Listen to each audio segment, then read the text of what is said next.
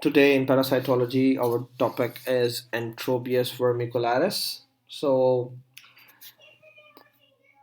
very short introduction. Enterobius vermicularis is a pinworm, and this one is the parasite which is present worldwide, or you can say this is the uh,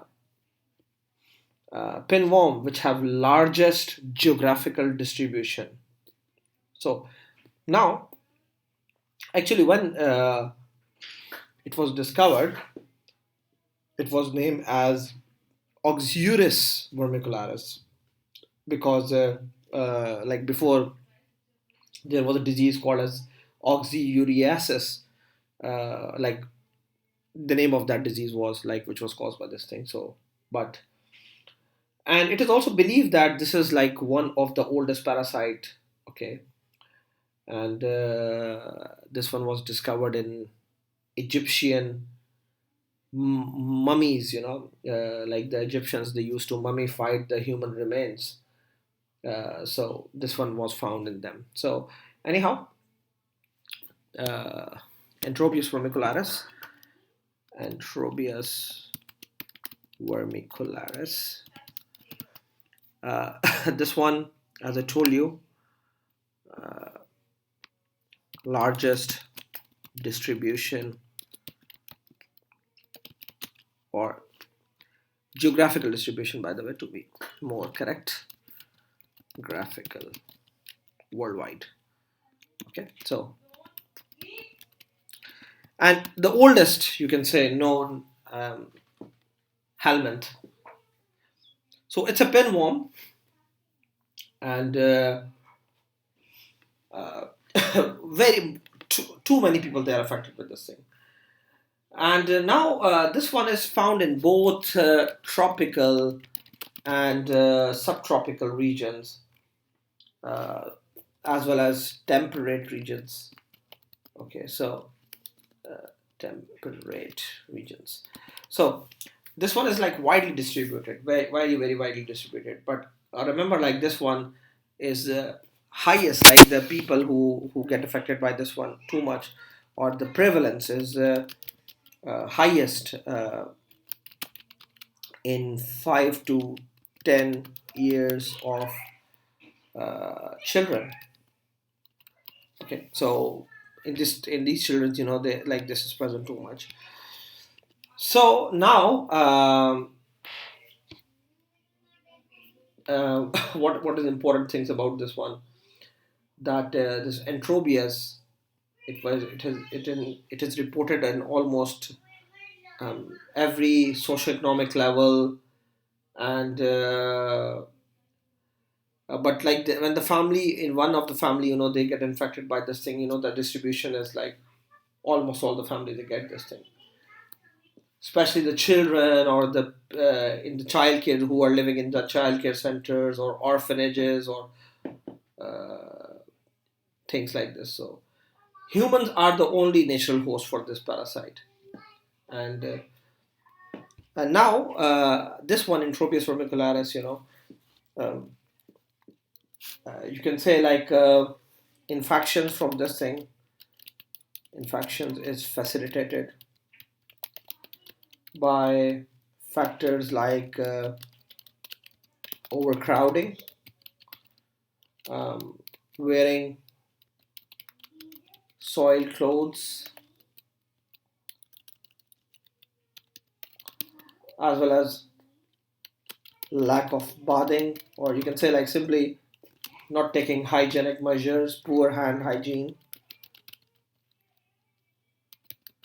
and so hand washing is very important. It prevents a lot of conditions, guys. Hand washing is very important. So we will discuss the life cycle of this thing. Okay, uh, how it infects, or what is the life cycle of this thing. Though it is very simple, quite simple.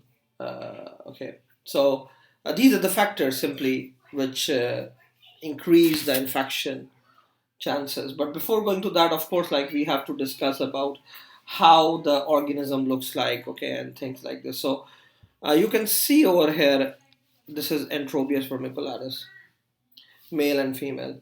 So now see, Enterobius, entero means like in the intestine, okay, and bio is life, and vermicularis is small worm. So it's a small worm which lives inside the intestines, right? Now you can see like how it looks like the adult form. Uh, they are small first of all, and they have a mouth. You can see over here, right? And uh, these are cervical ala, as well as you can say there is a esophagus, okay, and then there is eggs in the uterus, okay, and like again, like this one is how a male looks like, right? So you can see like posterior one third is curved, right? So in the males, uh, the difference between the males and females is quite simple. The male is around half centimeter, less than half centimeter, 2 to 5 millimeter to be more accurate, and they are curved. Posterior one third is curved, right? So this is the difference between the male and the female. The female is straight, and the males are they are curved. And how the eggs look like, you can see over here. It's a colorless type of egg, okay, easily visible from there. And this one is again they are showing the egg, which is containing the larva. So the egg is ovoid shape, okay, and see one side of the egg is convex over here, right? The other one is quite straight. And see there's a tadpole shaped embryo which is inside, right? So this one is how the eggs look like. Now again, like this one is the Enterobius vermicularis, which is shown under the microscope, how it looks like, right? So now to talk about the life cycle, uh, again I have included two photographs, one from a book written by some Indian author, and one is like the CDC one. So CDC one, if you can see, like it's quite simple. Uh, Simply a simple life cycle is there, right? So simply, as I told you, hand hygiene is very important, and you can see the infective stage and you can see the diagnostic stage. By the way, the life cycle is so simple that we are not going to spend too much time on this thing. That, of course, like as soon as someone are going to ingest the eggs, so see embryonated eggs ingested by the human. So this is the infective stage. So now, how you can ingest the eggs, of course, depends on maybe you get your hands dirty in the soil, or someone who get the infection, whatever, right? After that, like once you have ingested the eggs, uh, what will happen, like sometimes it could be direct from anus to mouth, okay, fecal-oral route simply you can say. So that is like a direct transmission, you can say, like directly from the anus to the mouth. So also there could be like it could be by airborne eggs, okay, that are in the environment, such as in the homes when someone is infected, so it will be present on the bed sheets or bed linen, right? So what happens, like when uh, uh, from that fabric, it can go into the air, and you can ingest that. So now what happens, like, see, once it is ingested, it will reach to the intestine. So larvae hatch in the small intestines, right? So the larva, uh, simply, it will reach to the anus. And what happens, like, once it's in the anus, it causes local perianal irritation or pruritus. So now, you will find, especially kids, like they are scratching their back. So when they scratch their backs, so they have irritation because of this one, Enterobius vermicularis. This helminth or pinworm goes under their fingernails, and that's how they get the auto-infection. So once they scratch their back because they have pruritus, and then they put the same fingers in their mouth, so that is how auto-infection occurs. Okay. So as you know, in children, finger sucking and nail biting is quite common. So, and that's how it can spread between families as well. And Enterobius vermicularis is also transmitted by sexual activity, especially someone who is performing oral or anal sex, of course. This one can be transmitted. Okay. So now, when it is swallowed by the contaminated hands, it can be swallowed by the food, by the water. The eggs are released, the eggs hatch and they release the larva. The larva develop in upper small intestine, okay, and mature in 5 to 6 weeks, okay. And both in male and female forms they exist. The smaller one is male and the larger one is female. And now once they reach in the distal, uh, you can say, once they reach here, um, in the cecum, you can say. So here or here in the distal small intestine, here where the copulation occurs, okay, and the adult female they settle in the large intestine, and where they can survive for up to 13 weeks. The males they live shorter, like around 7 weeks. So the adult female can produce around 11,000 eggs, okay. So what happens, like, when this female is going to migrate over here towards the anus, they keep on laying eggs, and this phenomena basically occurs during the night, okay. So that's why, uh, the children who have this pruritus due to Enterobius vermicularis, you will get them, they are scratching their backs more in the night. So the eggs, they embryonate and they become infected within 6 hours, okay. So this is how the infection, like thing, it is presented, or this is like a simple uh, way how the people they get infected. So it takes around 2 weeks to 2 months from the time the eggs are ingested to the development of a female who keep on starting laying the eggs. And now, basically in the night, what happens that the worms come out through the anus and crawls around the perianal region, okay, and keep on laying its eggs.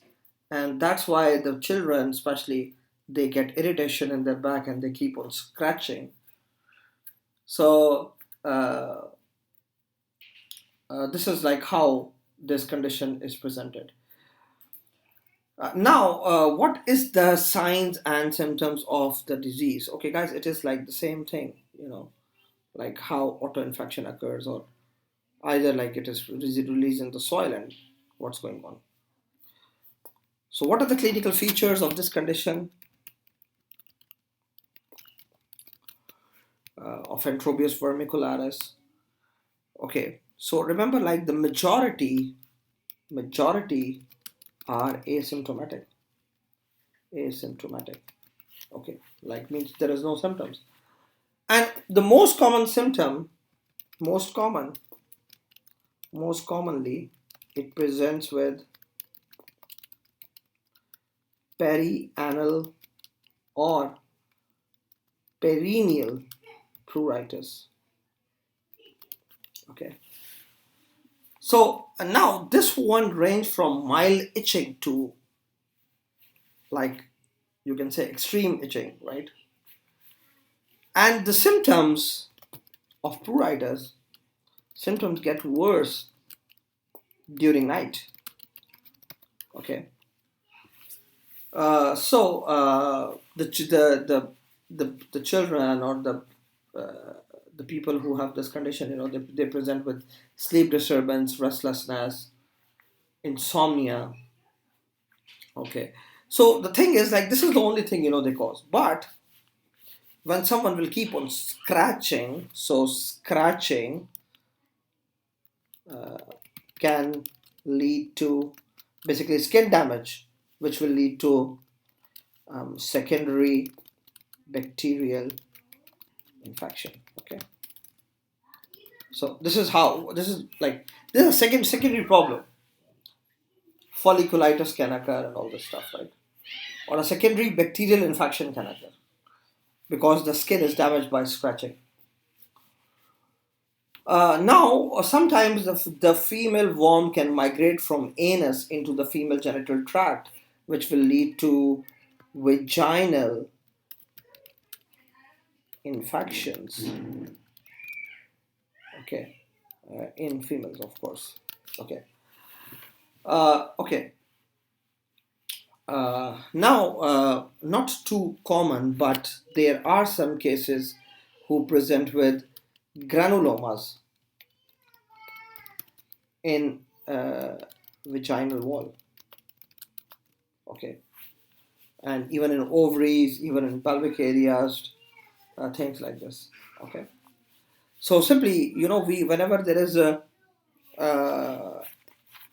vaginal inflammation is there, we call it as vaginitis or vulvo, the infection of vulva and vagina. So we call it as vulvovaginitis. Okay, so vulvovaginitis can occur simply. So this is how they present, right? So now these are like the simple clinical presentation of this condition. Okay, and it can migrate to other internal organs like appendix, like prostate gland, like lungs, like liver. Okay, but doesn't cause much problem, right? So this thing is important.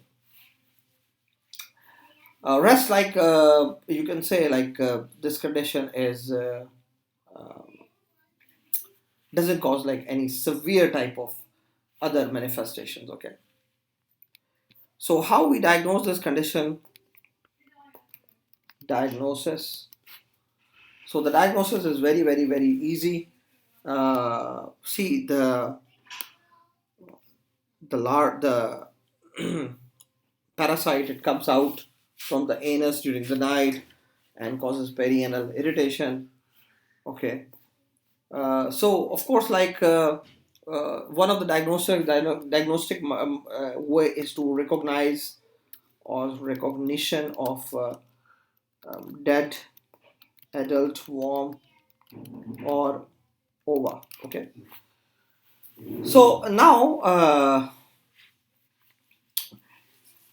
in the perianal region, the adult female worm can be visualized as a small white piece of thread.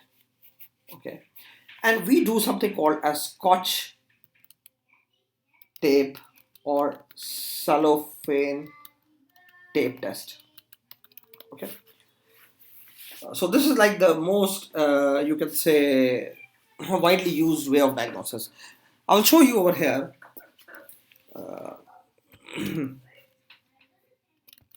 Scotch tape test. Okay, so what they do, like, by the way,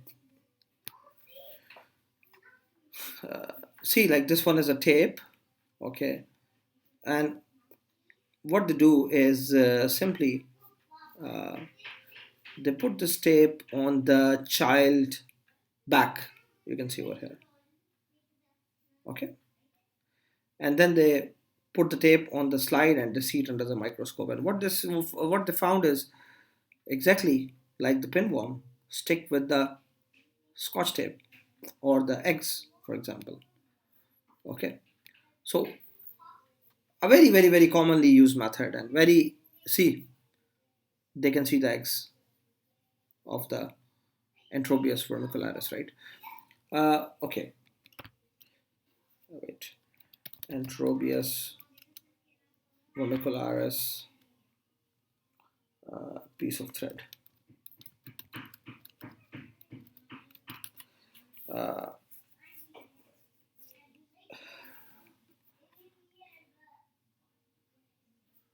okay, I don't think so. Like there is any photograph over here, but see, like this, they pay like this small piece of thread. Okay, so like scotch tape or cellophane test is what they do. Like they can put this one. So this test should be immediately done in the morning, before the child went to defecate or go to the bathroom. So simply the buttocks are spread and a small piece of transparent tape is pressed against the anal or perianal skin several times, and then we put that strip to the microscopic slide, and the worms are white and transparent, and the skin is, we can see, and the eggs, they are colorless as I've shown you, and they have a characteristic shade which can be seen. Okay, so it's not like this, like even like just on one test you can found the uh, pinworm. Rather, maybe you have to do multiple tests, right? So most of the time, they say like if we will do this test like for 3 consecutive days, consecutive morning, you can say.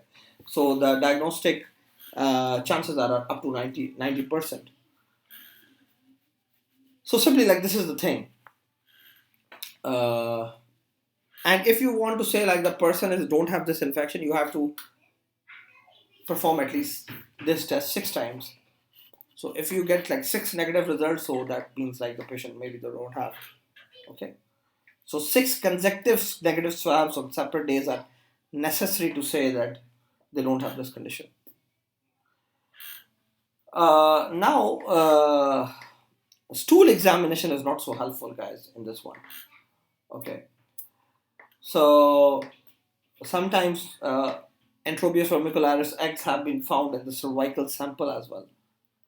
Okay, or in the urine. But these are the most important, you can say, 2 things which we can do to diagnose them, right? So simply either you have to see the eggs or the adult, right? One of the things we can also check the fingernails, but examination can be done, but not so commonly used method. Okay. So of course, like you can to take the stool sample, but not a very good way to diagnose. Remember about the Scotch tape test. Scotch tape test is the best one. Okay. Now, how we treatment.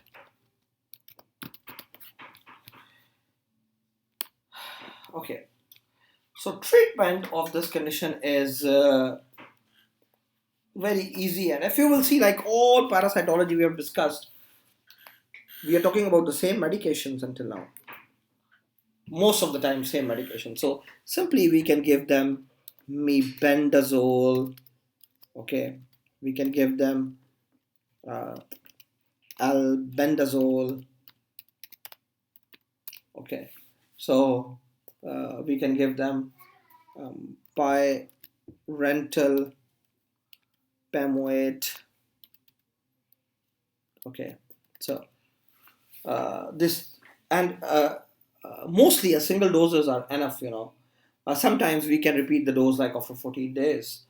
But mebendazole and albendazole are the preferred one because they have very few side effects.